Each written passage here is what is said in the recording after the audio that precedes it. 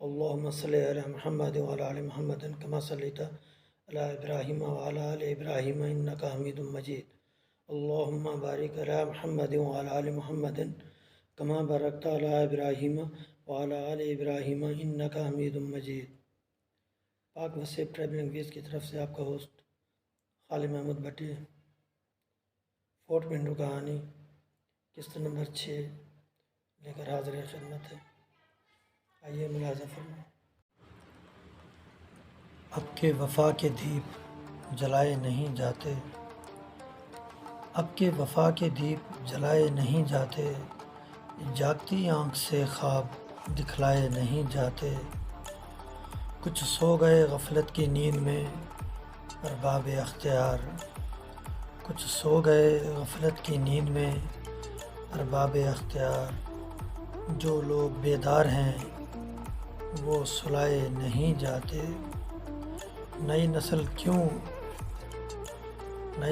نے کیوں کھو دیے اپنے اسلاف کے طریقے، نئی نسل نے کیوں کھو دیے اپنے اسلاف کے طریقے. سنا ہے مکتبوں میں آداب سکھلائے نہیں جاتے، سنا ہے مکتبوں میں اب کے آداب سکھلائے نہیں جاتے. جن کی صدائے فلک شگاف سے عرش لرزے، جن کی صدائے فلک شگاف سے عرش لرزے. ظالمو سن رکھو ایسے مظلوم رلائے نہیں جاتے. سنگ دل قوم نے رہ و رسم بدل ڈالے، سنگ دل قوم نے رہ و رسم بدل ڈالے. باوجود جستجو کے یہ پتھر پگھلائے نہیں جاتے. عذاب تنہائی میں وفائے بندھن باندھ کر دیکھ، عذاب تنہائی میں وفائے بندھن باندھ کر دیکھ. حالانکہ ایسے راز و نیاز عام بتلائے نہیں جاتے. گنڈولوں پر سوار ہم ڈیمس جھیل پر آ گئے. سائٹ پر گنڈولوں کو ٹھہرا دیا. نیچے ڈیمس جھیل کا نظارہ بہت ہی خوبصورت لگ رہا ہے. ہم بلندی سے ڈیمس جھیل کا نظارہ کر رہے ہیں جو ایک دلکش منظر پیش کر رہی ہے. سائٹ پر نیچے سیڑھیاں اتر رہی ہیں جو کم و بیش 100 کے قریب ہیں. اس کے ساتھ ڈیمس باغ ہے. یہ جھیل ایک پیالہ نما شکل اختیار کر گئی ہے، اسی لیے اسے عرف عام میں پیالہ جھیل کہتے ہیں، جبکہ اس کا اصل نام ڈیمس جھیل ہے. اگر آپ بلندی سے جھیل کی طرف دیکھیں تو آپ کو چاروں طرف پہاڑ نظر آئیں گے اور جھیل گہرائی میں ایک پیالے کی شکل میں آپ کو نظر آئے گی. اس وقت ہم سیڑھیاں اتر کر نیچے کی طرف آ رہے ہیں.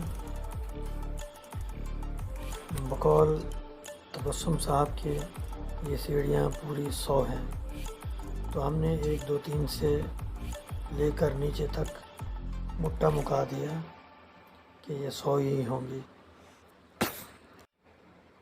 اب اللہ بہتر جانے یہ 100 ہیں یا 100 سے کم ہیں. بہرحال ہم بھروسہ کیے دیتے ہیں. ہم سیڑھیاں اترتے ہوئے جھیل کی طرف جا رہے ہیں.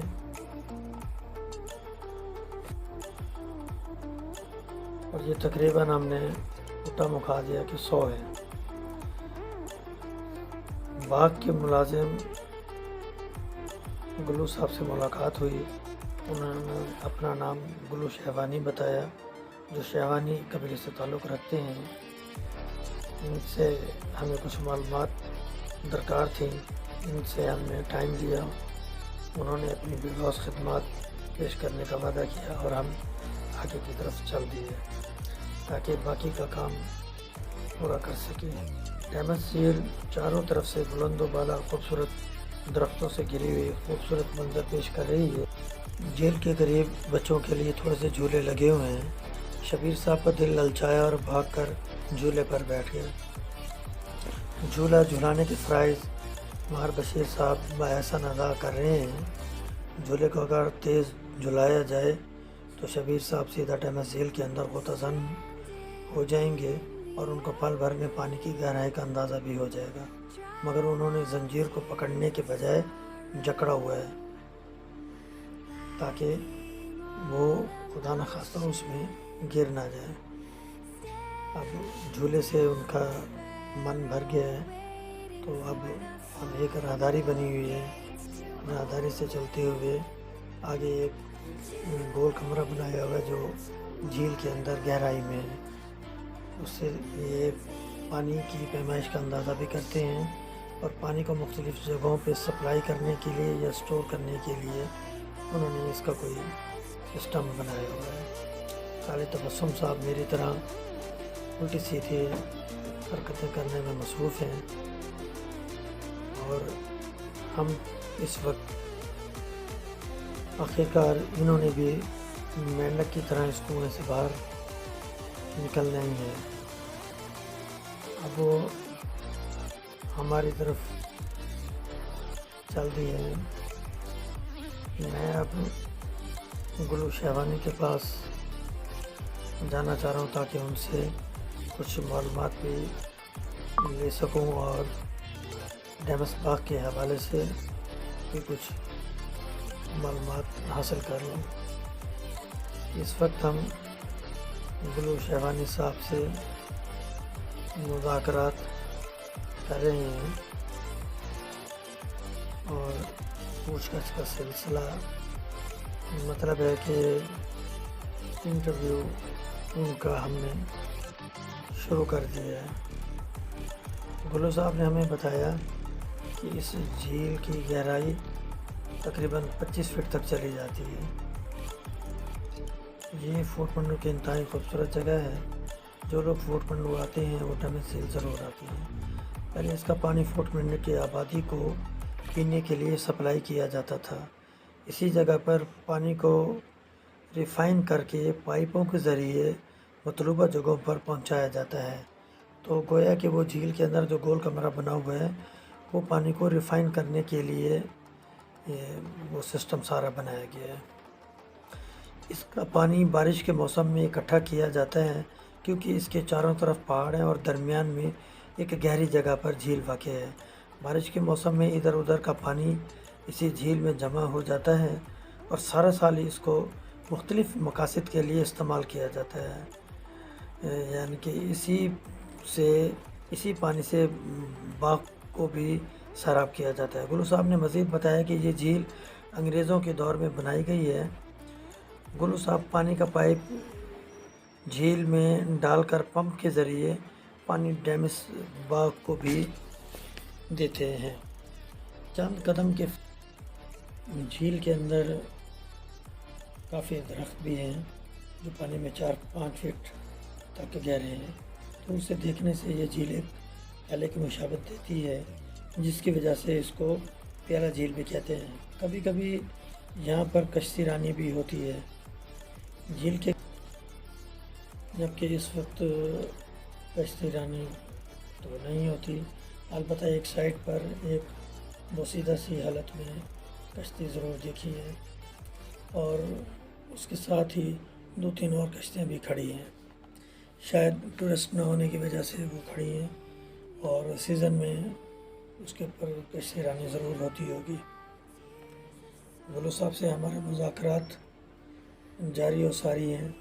اس کی گہرائی، اس کی چوڑائی، اس کی تمام تر خد و خال کے اوپر گفت و شنید ہو رہی ہے۔ میری ٹیم ایک ماہر مبصرین کی طرح تبصرے فرما رہی ہے हैवानी साहब से एक बार फिर मिलने का वादा करके हम थोड़ा सा आगे की तरफ चल दिए, क्योंकि झील की दूसरी साइड पे भी जगह अच्छी है। तो हमने उन्हें कहा कि हम ज़रा वो जगह घूम के फिर दोबारा आपकी तरफ आएंगे और डेविस बाग देखेंगे। इस वक्त हम ये सीढ़ियाँ चढ़कर झील की दूसरी साइड पे जा रहे हैं, जबकि इन सीढ़ियों के नीचे एक छोटे से डैम की शक्ल बनाई गई है। इससे आगे एक नदी है, जो जब इसका पानी ओवरफ्लो हो जाता है झील का, तो इसी के ज़रिए, इसी बंद के ज़रिए पानी नीचे मुज़ाफ़ाती इलाकों में और डेविस बाग की तरफ भेज दिया जाता है, ताकि इसके लेवल को भी बरकरार रखा जा सके और नीचे भी मुज़ाफ़ाती इलाकों में अगर कहीं करीब करीब कोई आबादी है तो उसको भी कोई नुकसान ना हो। तो इसी छोटे से डैम के नीचे एक छोटी सी नदी बनाई गई है, जिससे न सिर्फ बारिश का पानी बल्कि झील का ओवरफ्लो पानी भी उसी तरफ निकाल दिया जाता है बतौर निकासी के। ये डैम झील की दूसरी साइड है और ये उसका ऊपरी हिस्सा है।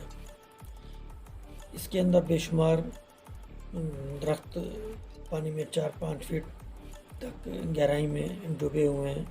दूर से देखने से ये झील भी झील की तरह लगती है और बहुत खूबसूरत लगती है। इसके किनारे पर 2 आदमियों ने कैंप लगाया हुआ है, जो यहाँ तक साइकिल पर सफ़र करके हैं। पिकनिक के लिए ये जगह बड़ी मौजू और दिलफरेब है। जलाने के लिए लकड़ी वाफिर मिक़दार में पाई जाती है, जहाँ पर ख़ुद पकाया जा सकता है। पकाने की बात पर याद आया कि खाने का वक्त हो चुका है, सबको भूख याद आ गई, जो कि भूले हुए हैं। झील के गिरदा गिर्द काफ़ी रेस्टोरेंट बनाए गए हैं, जिससे झील की खूबसूरती में मज़ीद इजाफ़ा हो गया है। ये तालाबी जंगल एक बहुत खूबसूरत और दिलफरेब सहरंगेज़ जगह लगती है। आप दरख्तों की शेप देखें तो आपको दरख्त और उनके कलर बहुत ही अजीब और बहुत ही खूबसूरत नज़र आएंगे। हम भी कुछ देर यहाँ पर सस्ताने के लिए बैठ गए और हमारा यहाँ पर दिल लग गया, क्योंकि एक तो यहाँ पर छाँव थी और दूसरा घने दरख्त होने की वजह से यहाँ का मौसम भी थोड़ा सा चेंज था। हम भी यहाँ पर बैठ के आज का दिन हमारा यहाँ पर आखिरी है। उसके बाद फिर हमने वापस अपने घरों को कूच कर जाना है। लिहाजा जितनी देर यहाँ पर हमें वो हमारे लिए गनीमत है कि हम ज़्यादा से ज़्यादा यहाँ पर घूम फिर लें। फोर्ट मुनरो के इस इलाके में और सैर व सयाहत की जगह करीब करीब कोई नहीं है। एक रकनी है, तो वो रकनी बड़ा ख़त्म होने की वजह से वहाँ की कशिश और जाज़बियत काफ़ी हद तक ख़त्म हो गई है। और रकनी से पहले जो सेबों के और दूसरे फल वगैरह के बागात थे, वो भी गवर्नमेंट ने वहाँ पे बिल्कुल ख़त्म कर दिए और उसकी जगह पर शायद काश्तकारी होने लग गई है। हाँ, ये ज़रूर है कि वो रकनी का तमाम तर रास्ता जो है वो सारा उतराई में जाता है, तो उसकी जो गिरदनवा में वादियाँ हैं वो काफ़ी खूबसूरत लगती हैं और वापसी पे फिर उसी तरह हमें चढ़ाई नज़र आती है। और इस तरह हम रकनी का सफ़र जो है वो मुकम्मल कर लेते हैं। इस वक्त हम फोर्ट मुनरो से ही होकर वापस अपने घरों को रवाना हो जाएंगे। तो इस वक्त मुझे इजाज़त दीजिए, फिर मुलाकात होगी। अल्लाह निगहबान।